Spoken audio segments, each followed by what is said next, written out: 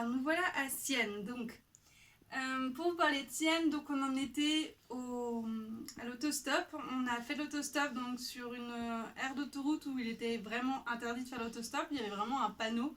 On a eu un peu peur et puis finalement on a été pris au bout de 2 heures par un Albanais qui vit en Italie depuis une vingtaine d'années. Alors ce qui était drôle, c'est que comme il parlait que italien et pas du tout anglais, et moi du coup je parlais français et pas italien, du coup lui il parlait italien, moi je parlais français, et on communiquait comme ça et ça marchait très bien. Tristan était très étonné, mais ça marchait hyper bien, moi je comprenais tout ce qu'il disait lui aussi, tu vois. Et puis il a été vraiment hyper cool parce qu'il nous a déposé pile devant le camping, genre vraiment au Royal. Il nous a dit ma femme sera contente que j'ai aidé des gens. Ok, très bien, on est content nous aussi. Donc on est arrivé dans le camping, c'était un camping un peu bobo bourgeois. Il y avait une piscine, on a tout de suite plongé dans la piscine, on s'est pas posé de questions. On est arrivé, il était 14h, tu vois, et vraiment on voulait juste se poser parce qu'après Florence, où vraiment t'avais du monde partout, voilà, et là c'était plus tranquillou quoi. Et c'était vachement bien, seulement à la piscine on était obligé de porter un bonnet, donc ça c'était relou. Le mec vraiment il t'interpellait quoi, il te disait non tu achètes mon bonnet, et le bonnet coûtait 2 euros, enfin bref. C'était relou mais on l'a fait. Et puis après donc on est allé dans nos tentes. En fait donc dans le camping on n'a pas monté notre tente, mais il y avait une tente sur place avec 2 lits, de vrais lits et avec des petites étagères. Peut-être que vous l'avez, enfin, peut-être que tu l'as vu sur Instagram. Et du coup c'est assez sympa, c'était assez cosy. Par contre ne fais pas ça en hiver parce que tu auras trop froid. Là déjà tu vois mi-septembre, c'était début mi-septembre, c'était déjà un peu ric-rac. Franchement on a dormi avec les couvertures plus le sac de couchage, donc voilà, c'était limite. Mais on était vraiment contents parce que c'était un peu notre chez nous, tu vois. On pouvait sortir la table, la mettre dehors, manger comme on voulait. Après, bon, manger comme on voulait, mais il n'y avait pas de cuisine. Donc c'est là qu'on a beaucoup mangé des pâtes. Tu sais, les pâtes chinoises, là où tu mets de l'eau chaude dedans. On demandait au barman, s'il te plaît, est-ce que tu peux mettre de l'eau chaude? Et puis hop, on mangeait ça. Donc oui, c'était un peu le camping, mais franchement, c'était sympa. Donc on est resté 3 nuits là-bas. Et donc finalement, on a visité Sienne que le lendemain. Et le lendemain, donc on part du camping. Et là, des fois, tu vois, il se passe des trucs incroyables comme ça. Et là, t'as un gars qui nous interpelle, qui nous dit vous allez à Sienne? Bah oui. Bah écoute, en fait, j'ai 2 tickets que j'ai payé 15 balles chacun. Et avec ma copine, on peut pas y aller. On a été sur un truc sur les 5. Un musée sur les 5. Mais voilà, on a dû rentrer parce que notre bébé il pleurait trop et du coup bah, on vous les donne. On a fait quoi? Et du coup on avait d'accord. Alors déjà pendant un long moment, comme il nous parlait anglais très vite, on n'avait rien compris. On a pris les tickets, on était là, à quoi ça sert? Et après un moment on a fait des recherches, on a demandé à des gens dans la rue ou des gens dans les magasins, est-ce que vous savez ce que c'est que ce ticket? Et les gens ils disaient ouais c'est un ticket trop bien, ça dure 3 jours, il y a 5 musées, ah ouais ok d'accord. Et du coup on a pu faire pas mal de choses et tout. Mais le premier jour on n'a pas fait grand chose, on a fait que un musée sur les 5. Ce qui est bien c'était qu'il était vraiment valable 3 jours, donc on avait quand même le temps. Et parce qu'après, en fait, en se baladant dans les rues, bon, faut dire que c'est très beau, hein, très médiéval encore, avec des vieilles pierres partout, des petites rues, des drapeaux partout, c'est trop beau. Et donc on se balade, voilà, on est heureux d'être là. Et on voit marqué qu'il y a un musée dans le coin, donc on cherche, voilà, on voit un petit gamin en train d'essayer de s'entraîner à faire du tambour, tu vois, et donc on regarde ça sur le chemin. Et là, il y a une nana qui apparaît de nulle part, tu vois, dans la rue et qui fait « Vous cherchez le musée ?» On a fait « Oui !» Du coup, la nana, elle nous a dit « Ah, mais venez, je sais où c'est !» Et en fait, on était donc au musée de la chouette. Alors, pas vraiment de la chouette, ce que tu entends par chouette. En fait, c'était la contrada de la chouette. Alors, c'est là que ça va devenir compliqué. En fait, dans Sienne, il y a 17 contradés. Les contradés, c'est des espèces... Enfin, des contradés et donc une contrada, c'est des espèces de quartiers qui sont un peu en concurrence les uns les autres et qui sont très familles les uns les autres. Donc là, on était dans le quartier spécial de la Chouette. Et chacun, en fait, a leur propre musée de leur contrada. Espèce de maison Harry Potter, tu vois.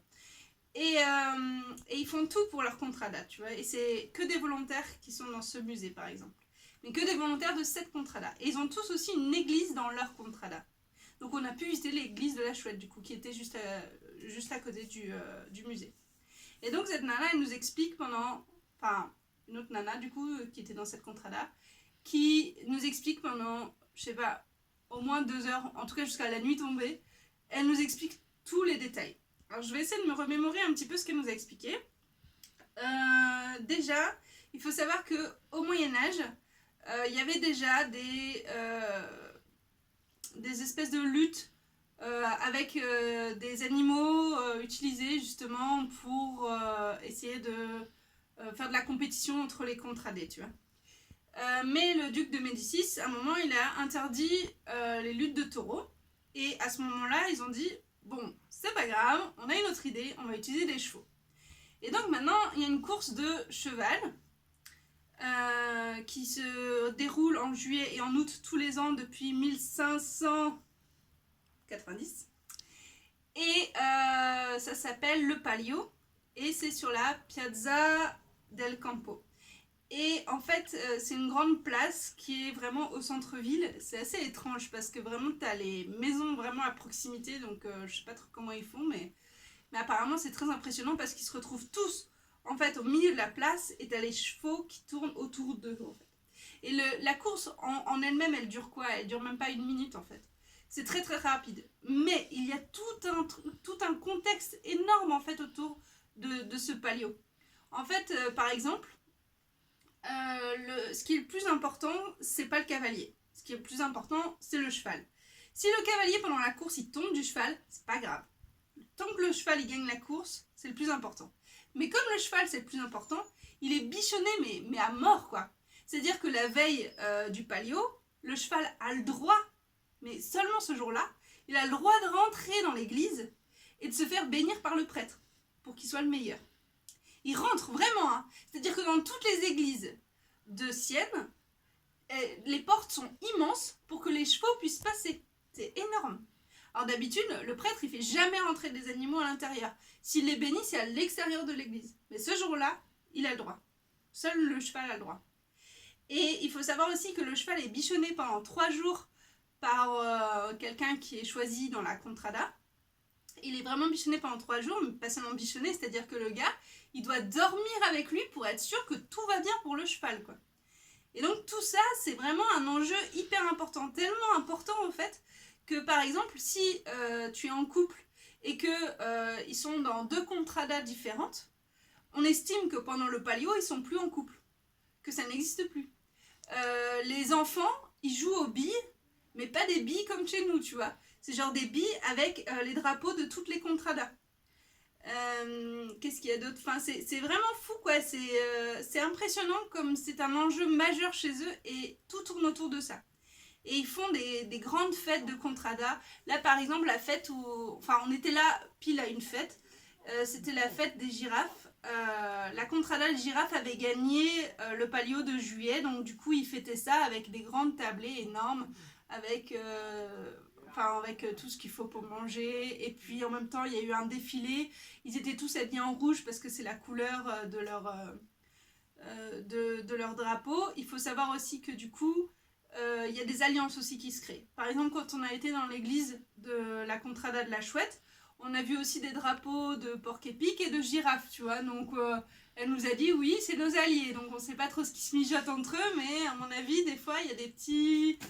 Ah oui, puis il faut savoir aussi qu'il y a le cavalier a une espèce de bâton en os, je crois, un truc comme ça. Et ce bâton ne sert pas à ce que le cheval avance plus vite, mais il sert, c'est horrible, mais il sert à pousser les adversaires pour qu'ils dégagent ou pour qu'ils soient désavantagés quoi, par rapport aux autres. Donc ouais, c'est vraiment un truc immense à Sienne et qu'il faut vraiment s'intéresser à ça parce que c'est l'événement majeur, si tu veux, de Sienne. Et de toute façon, tu peux pas le louper.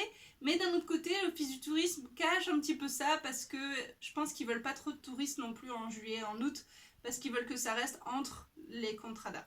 Dans les contradas, en fait, c'est vraiment hyper familial, mais pas seulement. Genre, tous les 2 ans, ils se réunissent tous, et tous dans les contradas seulement. Donc, t'imagines la contrada de la Chouette, tous ceux de la contrada de la Chouette, ils se réunissent ensemble, et ils choisissent leur représentant, qui va durer 2 ans, de manière démocratique.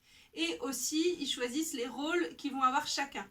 Que ce soit les enfants, des parents, des jeunes, des vieux, tout le monde a un rôle. C'est-à-dire que tout le monde va être volontaire pour la contrada, pour aider à la contrada. Par exemple, elle était volontaire justement pour aider au musée. Mais il y a d'autres gens qui sont architectes, par exemple, qui peuvent aider pour la contrada au niveau de l'architecture. Il y a des gens, par exemple, qui étaient archéologues, qui ont aidé à creuser les caves justement du musée qu'on a pu visiter. Donc tout ça, c'est que du bénévolat, pardon. Et c'était vraiment mignon parce que on a rencontré cette femme, on a discuté avec elle pendant très longtemps, et en fait, elle nous a dit mais si vous revenez, vous pouvez venir à la contrada de la Chouette, dîner avec nous, et vous allez savoir ce que c'est une vraie famille et tout, de la contrada. C'est vraiment mignon. Ouais, elle était vraiment contente, et elle était presque déçue qu'on puisse pas aller à la fête de la contrada de la girafe parce qu'elle disait oh, ça va être génial, mais bon, on pouvait pas, et il fallait réserver vraiment à l'avance. Est-ce que j'ai oublié des choses par rapport à ce que je voulais dire? Je trouve que ça va, je me suis plutôt bien organisée. Donc ouais, donc du coup on passe une nuit magnifique, donc on sort de ce musée, il fait nuit, on passe notre temps justement sur cette place qui est très très belle et où tous les enfants jouent dessus, c'est très beau. Et puis on part en bus, et dans le bus en fait c'était un mini bus, genre tu vois t'avais 8 places, et t'avais que des gens du camping dedans, de toutes les nationalités différentes, et t'as un mec italien qui nous regarde et qui fait vous venez tous du camping, non? Il fait oui, et il a l'habitude que tous les soirs on soit là. Et quand il est parti, parce que lui il est parti un peu plus tôt que notre arrêt, nous on avait trop peur de le louper, et du coup tous ensemble, au moment où on est passé devant le camping, on a tous crié là. Et le mec, le chauffeur, il devait avoir l'habitude de ça, il a fait non c'est bon et tout. Et on s'est dit que c'était drôle parce que peu importe le pays d'où on était, on a eu tous le même réflexe, quoi. On s'est tous levés, on a tous pointé du doigt, on a tous crié. C'était drôle. Voilà. Après, donc le lendemain, on a repris notre ticket et on a pu visiter donc la cathédrale de Sienne, donc Santa Maria, la crypte en dessous, la bibliothèque de cette cathédrale et le baptistériau de cette cathédrale. Cette cathédrale, c'était incroyable. Enfin, vraiment, ça donne le tournis presque, tellement il y avait de choses à voir. C'est vraiment... je sais pas si on arrivera à représenter ça sur la vidéo, mais j'espère. Parce que c'était que des détails partout, que des peintures minuscules, c'était vraiment très très beau. Et en comparaison à Florence, c'était beaucoup plus vivable. Sienne, c'était... Limite, tu vois, j'aurais préféré... Enfin, c'est pas que j'aurais préféré parce que c'est bien qu'on ait vu Florence, mais si j'ai un conseil à te faire, laisse tomber Florence et va voir Sienne parce que c'est juste à côté et ça vaut vraiment le coup. Et donc après Sienne, là, on va te surprendre, je pense, parce que beaucoup d'entre vous ne le savent pas.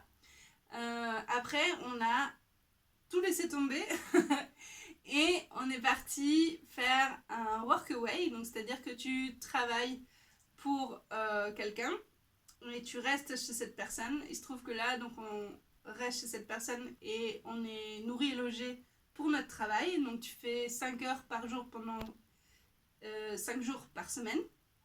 Et on est parti donc au Castello di Reconci pour aider ces personnes. Donc c'est un magnifique château qui se trouve en Toscane, en Italie, et je vous raconterai ça plus tard.